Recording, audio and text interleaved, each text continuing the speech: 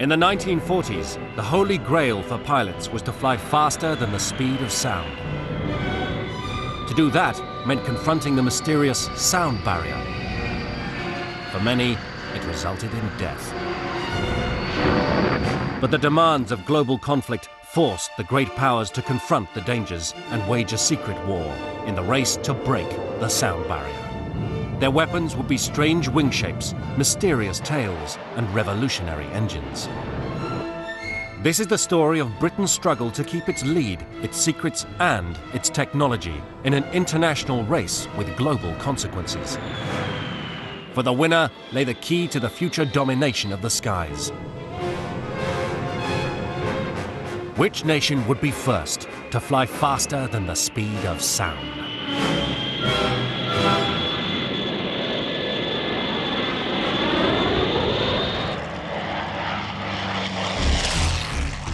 In the skies over Nazi-occupied Europe, above Russia, Britain, and across the Pacific, streamlined, high-speed, supercharged fighters engaged in epic duels.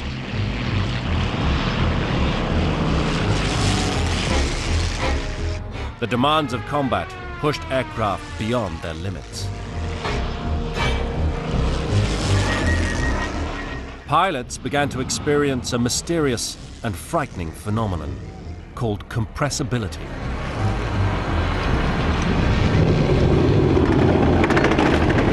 A lot of buffeting, vibration, very heavy and dangerous. And you get what is in effect forming ahead of you, a brick wall.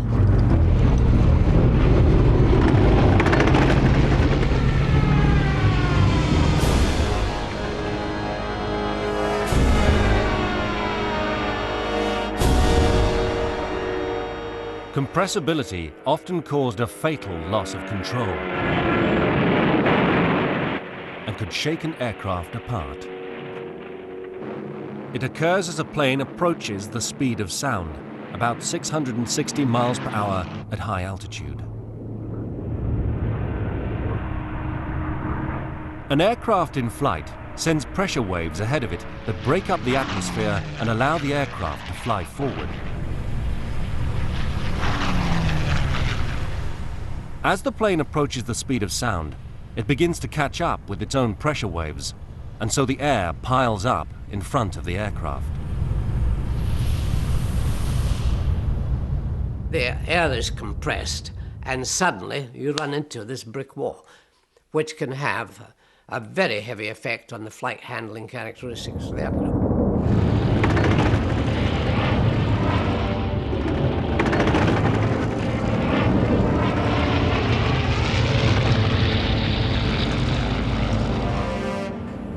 Because the catastrophic effects of compressibility kick in as a plane comes close to the speed of sound, pilots began to think of it as an impassable barrier. It became called the sound barrier.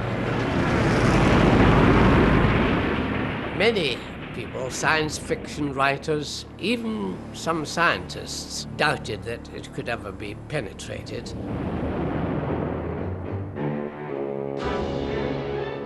The sound barrier became demonized. What could possibly be on the other side of it?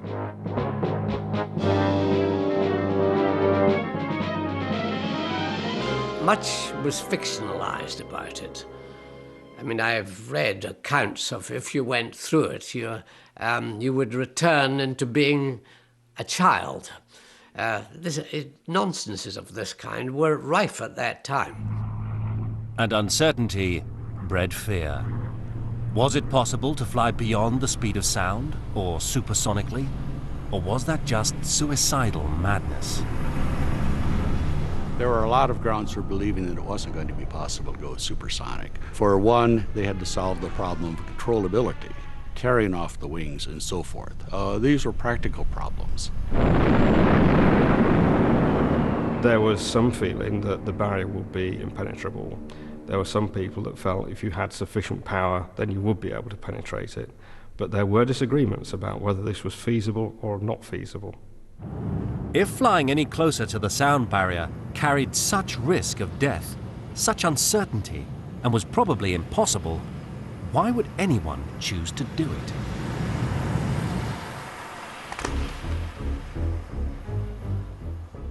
The British were given no choice when they translated a secret German report in 1943. It contained astonishing news. And it said that the Germans were planning to make an aircraft to fly at 1,000 miles per hour.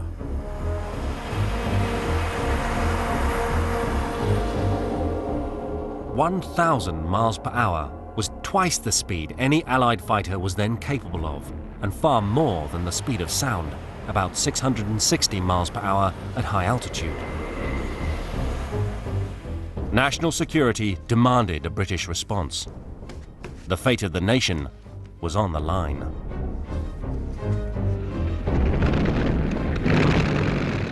But how could any plane possibly be made to travel at 1,000 miles per hour? Everyone knew a propeller-powered plane could not exceed the speed of sound or break the sound barrier.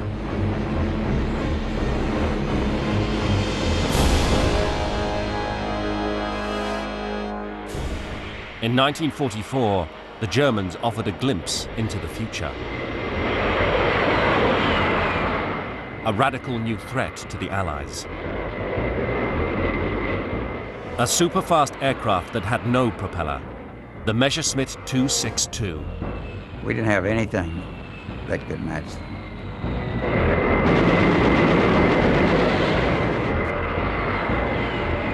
They could get as many as 2 or 3 kills of bombers on one pass. Its power gave them a huge edge in combat. They had such a speed advantage, it was just unbelievable. These sleek German predators publicly revealed a revolutionary new power source, the jet engine. These first-generation jets could still not break the sound barrier, but they did offer the key to the future. I think the appearance of the jet engine on the aviation scene was the greatest thing that has happened in the last 100 years of flight. We moved into a completely new phase of high speed. Although the Nazis had got the first jet aircraft airborne, the British had also been working on jet technology for a decade. A British scientist named Frank Whittle had invented the turbojet engine.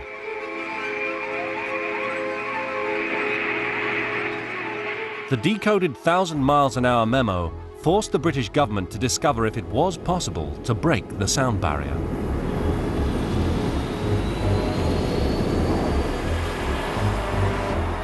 They obviously went to Frank Whittle and said, look, Germans are doing 1,000 miles an hour, can you produce an engine for this? And he said, well, by modifying this, I can make you a supersonic engine which will produce these very high thrusts at these very high speeds.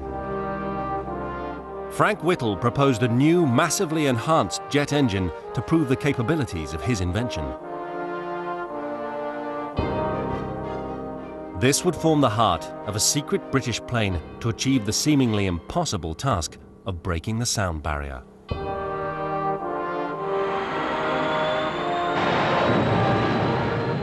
It would carry Britain's hopes. Its name would be the M52. The contract was given to the specialized aircraft company Miles, based in Reading. Dennis Bancroft was Miles's chief aerodynamicist. He would have to call on all his ingenuity and imagination to achieve this miracle. The specification that Mr. Miles was given consisted of 6 lines. First, to design and produce an aircraft to fly at 1,000 miles an hour with this Whittle engine, and the one other thing was they wanted it in 9 months, which was really pretty impossible. Dennis would have to reinvent everything then known about manned flight. He was full of ideas, as all the Miles team were. Innovation was the trump card of the Miles team. Miles was undoubtedly the best company to take on this job because of their innovative ideas and designs. They were always ahead of the rest of the firms in the country at the time. Many leading scientists told Dennis he was wasting his time, that it was impossible. It was obviously something that nobody had ever done or even thought of doing before, and it was going to be very early for jet engines as well. The modest Miles team now led the way in what was about to become a global challenge. How could they get a man to fly through the sound barrier and survive?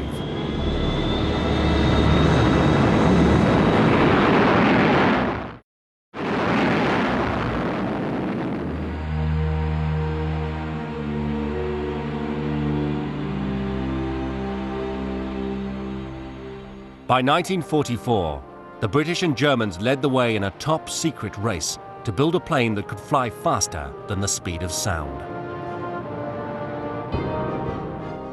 The winner would gain the secret to the future of air power. On a vast industrial scale, the Nazis explored various new concepts in high-speed flight and power. While in a more modest plant near Reading, Dennis Bancroft led the team designing the revolutionary Miles M52. Abandoning every existing design concept, gradually a completely new aircraft shape evolved. More sci-fi than sci-fact.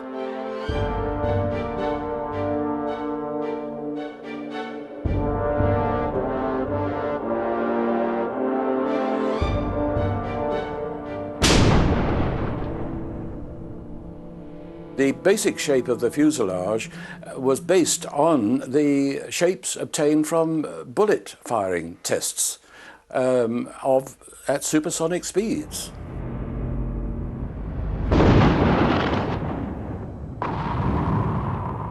Bullets were the only things then known to fly supersonically, or beyond the speed of sound.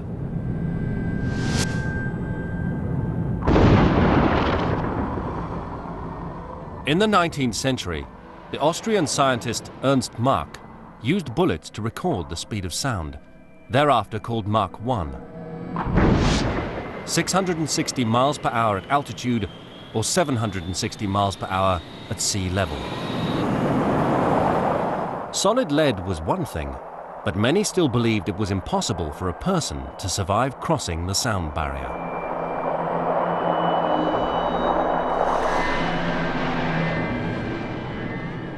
The only way to discover if the M52 could survive the impact of high-speed flight was in a wind tunnel.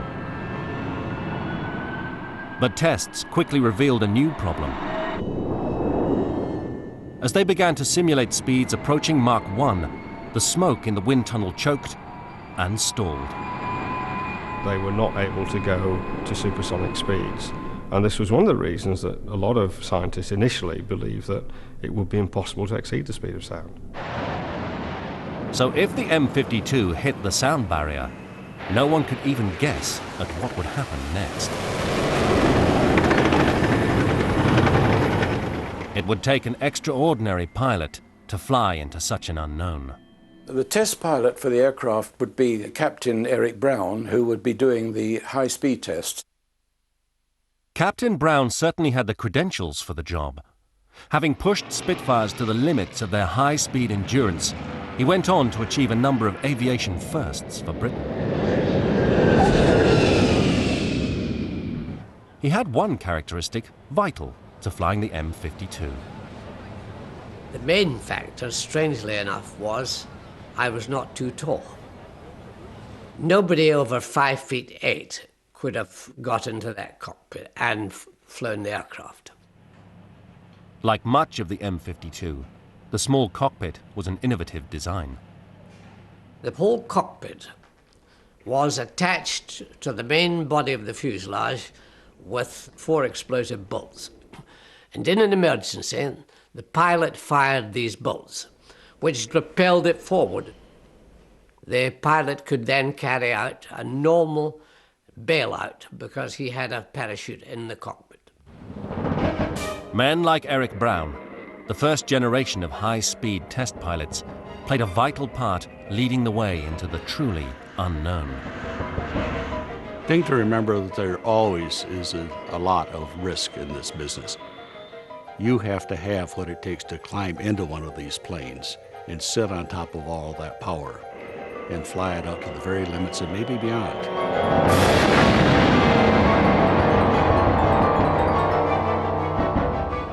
I think the prime requirement is to have a lack of imagination, really, and not think of what might happen to you.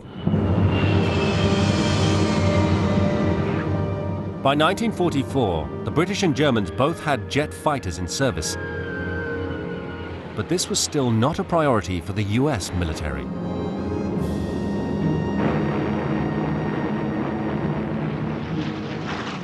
But somehow, the Americans had got wind of the Miles project in Reading. The ministry told Miles Aircraft to expect a team from the States and to give them all cooperation, data, performance figures, drawings, the lot on the Miles M52. We would tell them all that we knew about supersonic flight, and then a fortnight or so later we would go to America and they would tell us what they knew about supersonic flight. So we gave them all the information and provided them with the drawings, and they took those away, and within a week, when we tried to get to America, they said, sorry, the Pentagon says it's secret and we cannot divulge any information to Britain. So we had no information in return. I feel that they really hadn't got anything to show us anyway, and that's why they weren't allowed to go back. The full might of the American armed forces now entered the race, if a little late.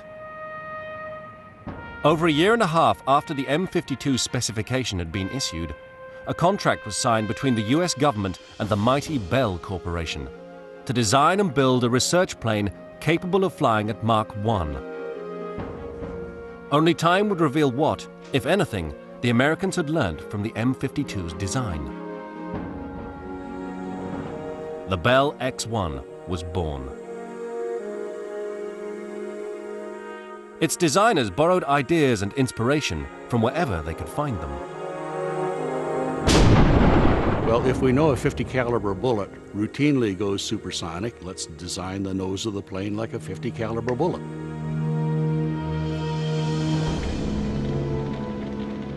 The end of the war in Europe put the Germans out of the race.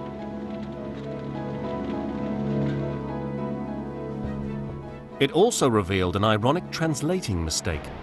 The Germans had only ever attempted to reach 1,000 kilometers per hour, never miles per hour, actually less than Mach 1. Nevertheless, the Nazi experiments in high-speed flight directly contributed to the Anglo-American efforts to break the sound barrier.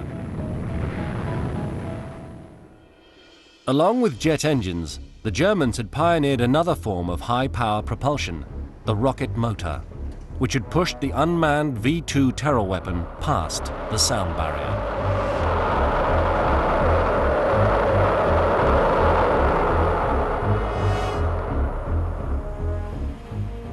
The Americans adapted a rocket to power the X-1.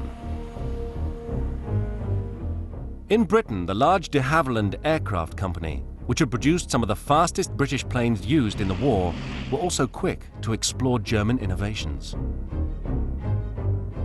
Within 2 weeks of the end of the war, in May 1945, my boss and other colleagues went to Germany to interview senior people in their aircraft design industry, just to see what they've been up to. John Wimpey's boss returned with some exciting discoveries from the German research. They had realized that if you swept the wing back, you could delay the effects of the speed of sound and the compressibility by significant amounts. De Havilland now had to discover how fast they could go using swept wings.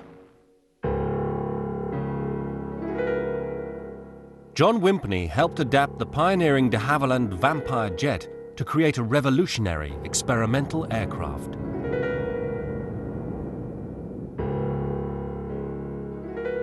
It had all the potential to beat the world speed record, and it had the possibility of breaking the sound barrier. Now there was a second British contender, the DH-108 Swallow, radically different from the M52. Where the Swallow pioneered swept wings, the M52 utilized traditional straight wings, but introduced the concept of an ultra-thin design. Flight tests revealed that traditional thick wings on planes like Mustangs actually increased the impact of compressibility.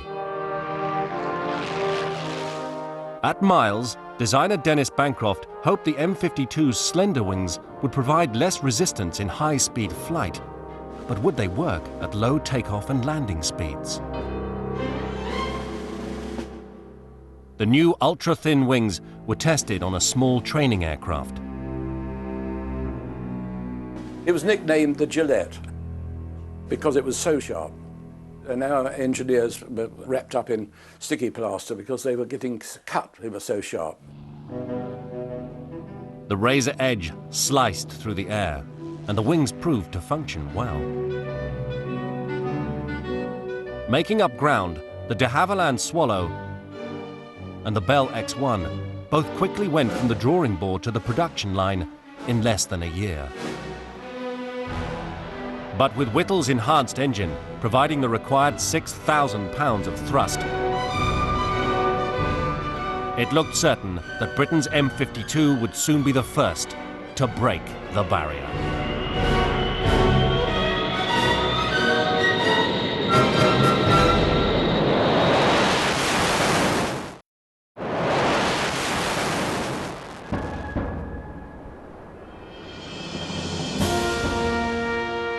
December 1945.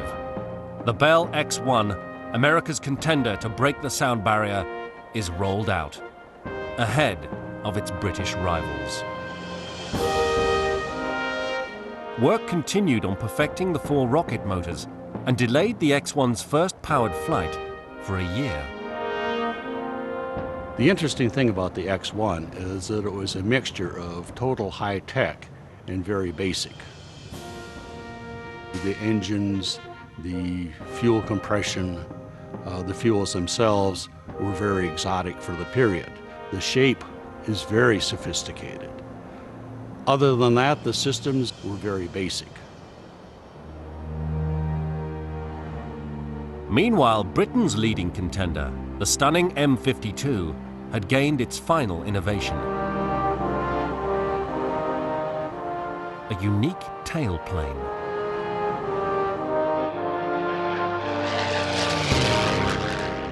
The tailplane on traditional aircraft only possessed a small moving section, useless against compressibility when approaching the sound barrier.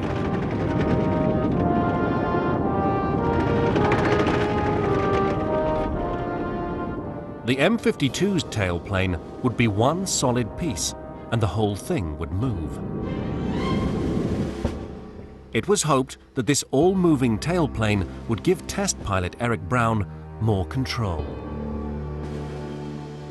It was an innovative design of gigantic proportions. We were moving into a completely new era of flight. And here we were, top of the heap, so to speak. I would say 15 months ahead of the Americans at that stage.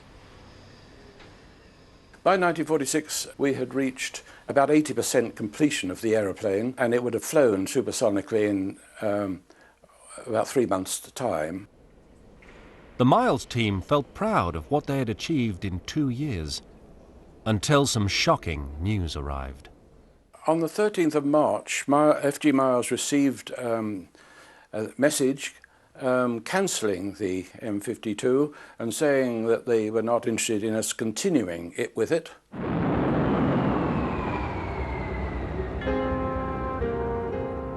Without warning, the government scrapped the M52, the leading contender in the race to break the sound barrier.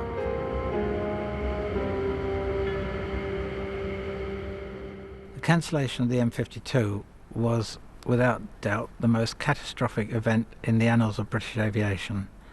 And when the news was announced to FG Miles, there was nothing but dismay in the drawing offices. They were completely dumbfounded. Well, I mean, we were extremely disgusted with the whole thing. Great disappointment and bewilderment, because we were all certain that it was going to be a success. For the man who would have been the first to try and take the M52 through the sound barrier, it was devastating news. I was hopping mad because I felt that we were on the road to success, and there was no, in my opinion, no logical explanation to justify this cancellation. The government never provided any real justification. There were a multitude of reasons given, none of which were, I believe, anything but red herrings. Various sources blamed politics, escalating costs, disputes with Frank Whittle, the lack of a swept wing, and even the risk to the test pilot.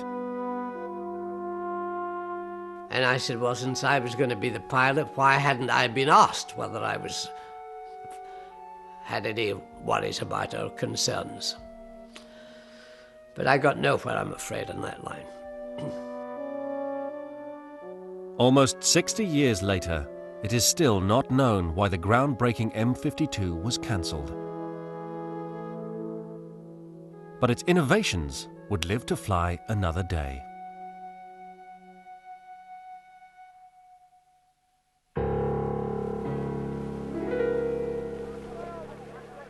The cancellation left one British team still in the race.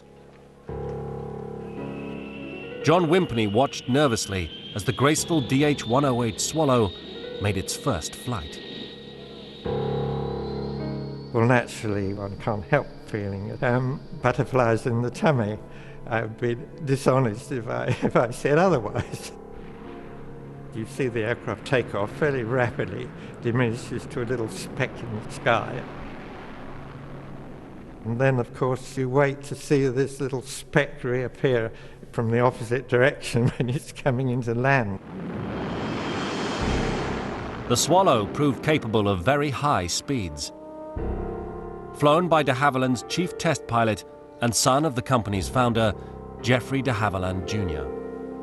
Geoffrey was big, hearty, I mean, he was a pretty solid chap, and delightful personality, easygoing, a brilliant pilot.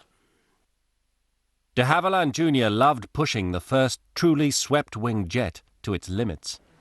The 3,000-pound thrust engine quickly powered its sleek shape to within sight of the world speed record of 616 miles per hour. On the 27th of September 1946, de Havilland took off on a practice run for the record-breaking attempt. In a sunny late afternoon, he climbed through the clouds. His aim was to dive to speeds at the very edge of the sound barrier and see how the Swallow handled at full power. They dived from 10,000 down to 7,000 feet. And he was doing a Mach number of 0.875. This was almost 90% of the speed of sound, as fast as any aircraft had safely managed to fly at that time. And then suddenly the aircraft starts doing this as it goes along. The aviation doctors say that that will induce unconsciousness in 10 seconds.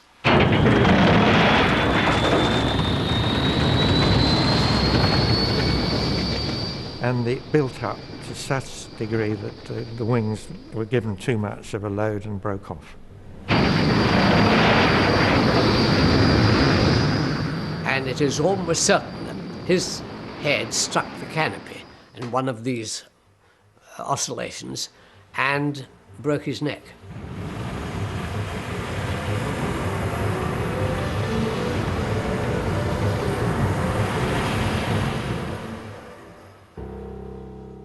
The Swallow's wreckage was scattered across the Thames estuary. Geoffrey de Havilland Jr.'s body was washed up near Whitstable. The sound barrier had claimed another victim. The news of the death of Geoffrey de Havilland, of course, was very, very devastating. Everyone was very, very sad about that. But nevertheless, one simply had to press on if one really felt that it was worthwhile. So you don't give up. The Swallow would still play a key role in Britain's battle with the barrier. Everybody else in the business, of course, was acutely aware of what happened to the British and Geoffrey de Havilland. And in fact, that reinforced the idea that this sonic wall is something to be treated with great respect.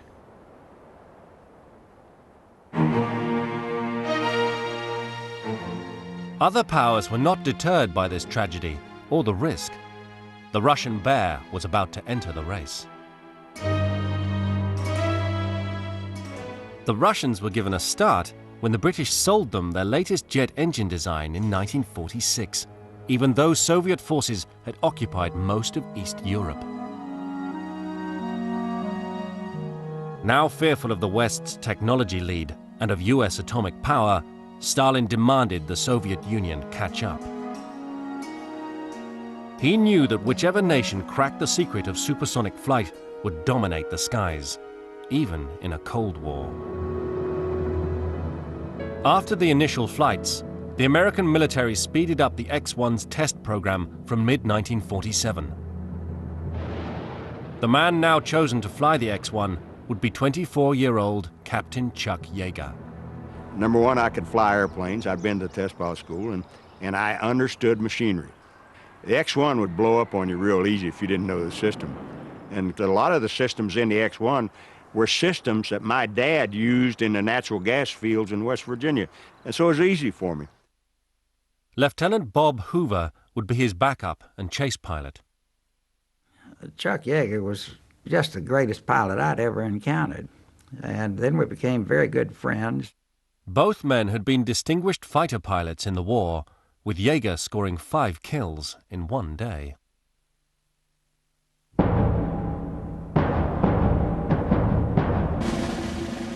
The US attempt on Mark I would take place far away from prying eyes, in the middle of the Californian Mojave Desert at Muroc. We are here because of an accident of geology that gave us the world's biggest and most superb natural landing field, and that is Muroc Dry Lake. Roughly 12 miles along, 8 miles across. The speed to be attempted in each test flight was increased in stages. Yeager's 8th powered flight, the 10th of October 1947. The aim, to go 94% of Mach 1. The fastest speed ever flown in controlled flight. A converted B-29 bomber carried the X-1 aloft, as its 4 highly volatile rockets could only be fired for a few minutes.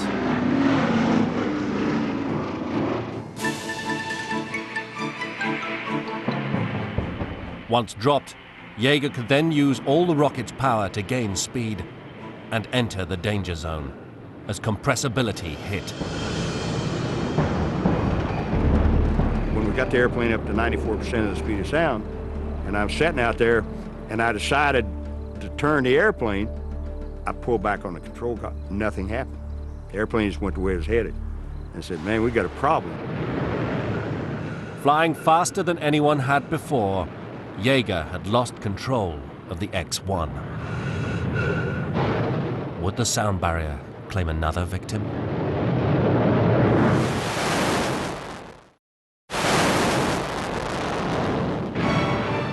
October 1947. Piloting America's X-1, Chuck Yeager is flying faster than anyone has before, but he has lost control of his aircraft.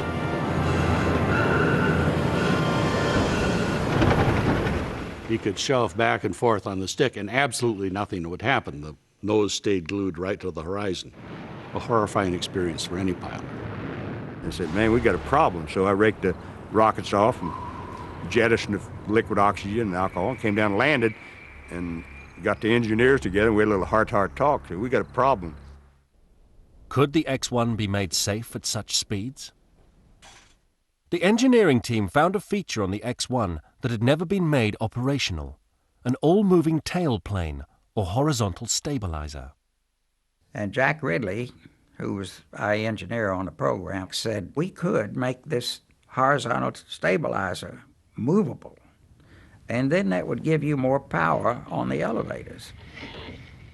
We called it a flying tail.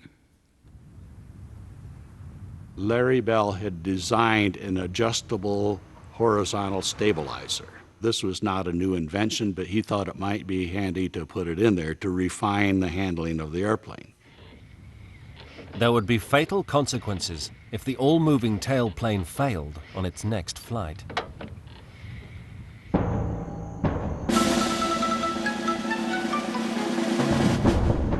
The thing to remember about October 14th, 1947, is that it was just another working day. It was flight number 9 in this particular series. That particular morning, it was pretty chilly out there on the ramp. And I remember Chuck and I were sitting there in my car out of the cold until they finished up the refueling process. You have Yeager, you have the sound barrier, which could have torn him apart, and quite a few people thought it would. At least 4 US government scientists on the team predicted disaster if the X-1 went any closer to Mach 1. Most people do not realize the risk that was involved. He had to not only concentrate on flying, but keeping a certain amount of pressure for the different kinds of fuels, and they were fuels that could blow you to kingdom come. The rocket fuel comprised sub-zero liquid oxygen and highly unstable alcohol. Some have called it flying a streamlined bomb. And given the volatile nature of the propellants, and you're sitting on so many potential sticks of dynamite. There was no escape from the X-1. There was no seat ejection. And if you got out of it, you'd go right into the wing and the tail.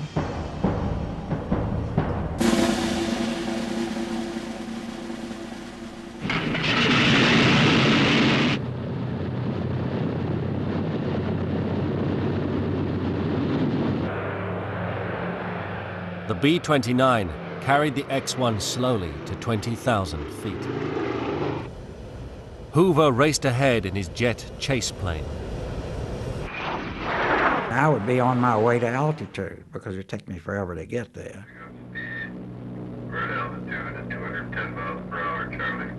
Yeager took the lift down into the freezing cold X-1, held only by a strap below the B-29.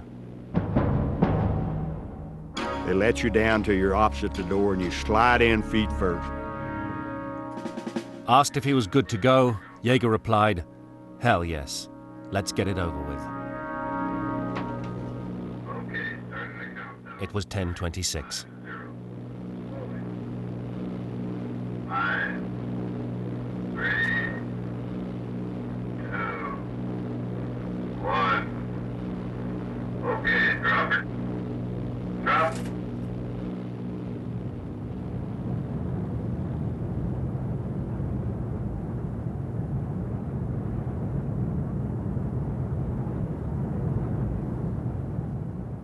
When he came out of the darkness into the sunlight, he could look up and see my contrail, and he'd go for it. Yeager ignited each of the 4 rockets and was thrown back in his seat.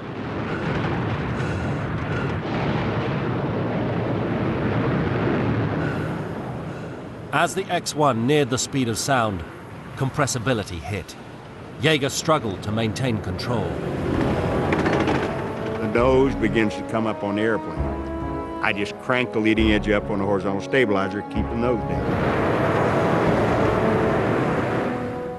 Below, the handful of anxious spectators lost sight of the streaking aircraft.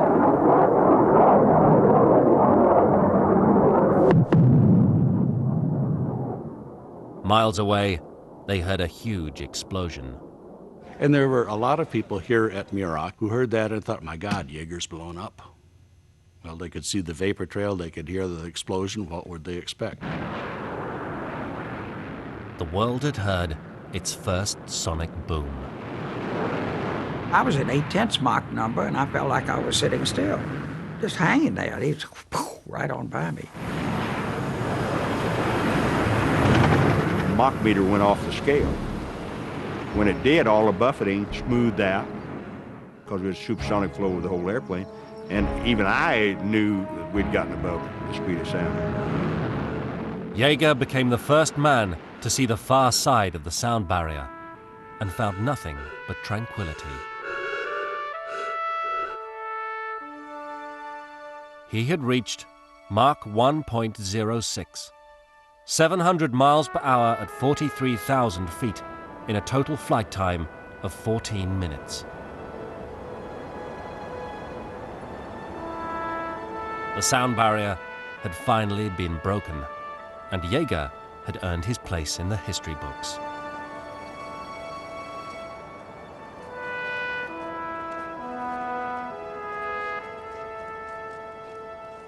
When he went by me, I took a picture, and somebody flew all night, so we had that on President Truman's desk the next morning.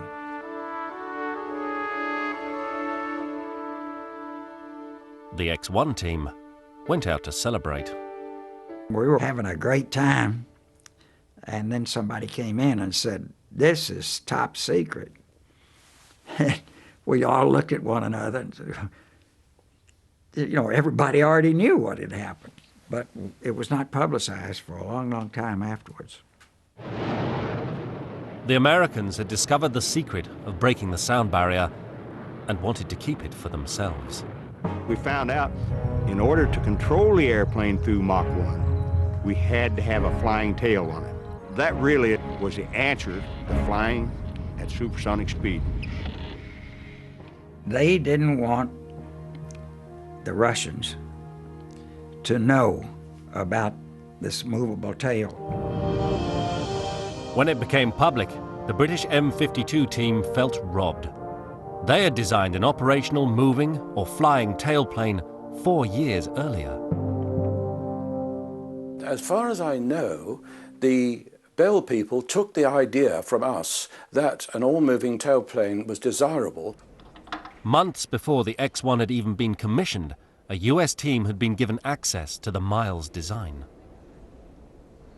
My personal view is that when we handed over all the data, we gave the Americans the flying tail. American government scientists had put the need for a moving tailplane in the X-1's specification. This feature was in the original Bell design, but wasn't particularly designed with that in mind. It was just happy use of a facility which was already there. The British claimed to know exactly what it was there for. A moving tailplane is absolutely essential to a supersonic aeroplane. It was known in '43. Therefore, we put it on. I do not have any knowledge of British engineering being involved in that kind of development, though they well could have been, and I just didn't know about it. Frankly, I do not believe that they could have gone supersonic so early without the data we passed on to them. Almost exactly a year after Jaeger's historic flight, the British M52 had its own moment of glory.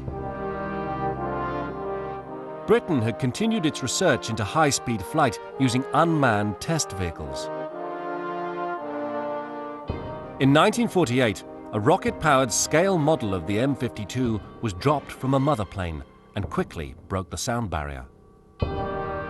Along with tests conducted by Rolls-Royce in the 1970s, this seemed to prove the M52 would have flown at 1,000 miles per hour, about 1.5 times the speed of sound.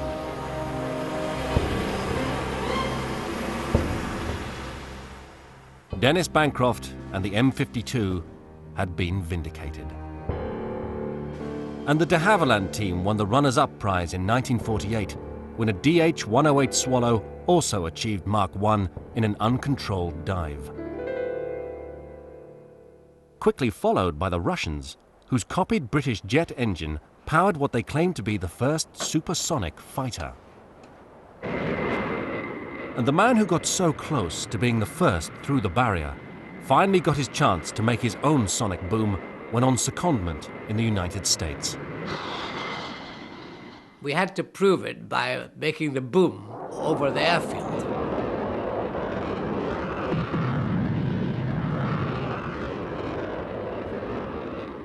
And unfortunately, my boom broke the Admiral's greenhouse. So after the flight, I was on the carpet for that. And the Admiral fined me, I think it was $30.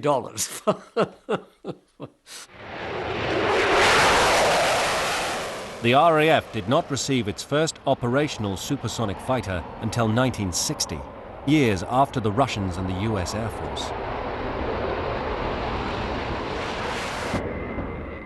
Speed records continued to be broken, but it was the X-1 that had finally dispelled the myth of the sound barrier. It got rid of a demon, if you like. Many people believed it couldn't be done, so it got rid of that demon. Now we had proof that human beings in conventional aircraft could go faster than the speed of sound. Now let's look forward. The X-1 was merely the first in a family of experimental X-planes that would eventually take man to the moon. Chuck pioneered going into space. He proved that the sound barrier didn't exist. That opened up the frontier for all kinds of developments in that chain reaction for the future.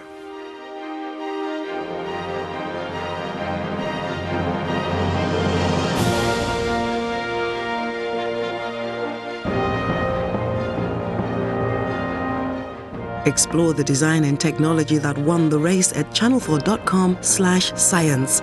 Next, find out what happened to David Blaine in his first few hours outside the box.